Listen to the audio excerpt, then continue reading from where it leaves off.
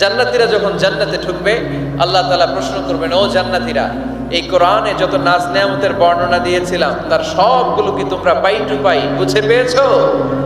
জান্নাতীরা বলবে পেয়েছি। হঠাৎ এক জান্নাতি হাত তুলে বলবে, আল্লাহ একটা জিনিস তো পাই নাই। সবাই বলে পাইছি, তুমি পাও নাই। কি পাও নাই? কয় আমনেরই তো পাই নাই। সুবহানাল্লাহ পড়বেন না? আপনাকেই তো পাই নাই।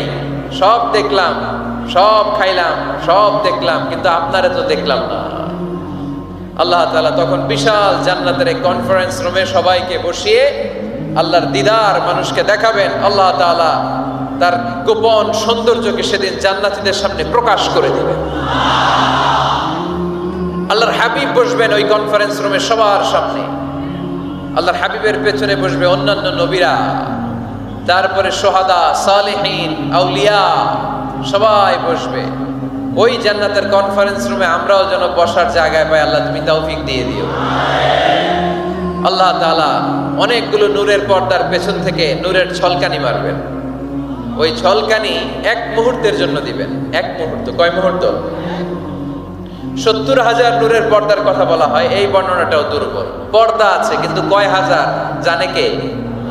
আল্লাহ। ওই পর্দা সরিয়ে আল্লাহ তাআলা সৌন্দর্যের বা নূরের ঝলকানির এক আলোক ছোটা জান্নাতীদের সামনে তুলে ধরবেন এক মুহূর্তের জন্য। কয় মুহূর্ত?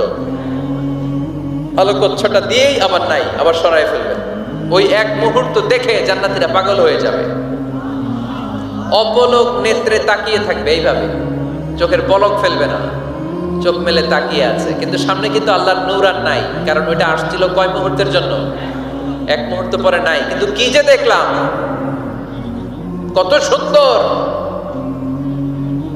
কোটি কোটি বছর এরকম অপলক নেত্রে জান্নাতীরা তাকিয়ে থাকবে।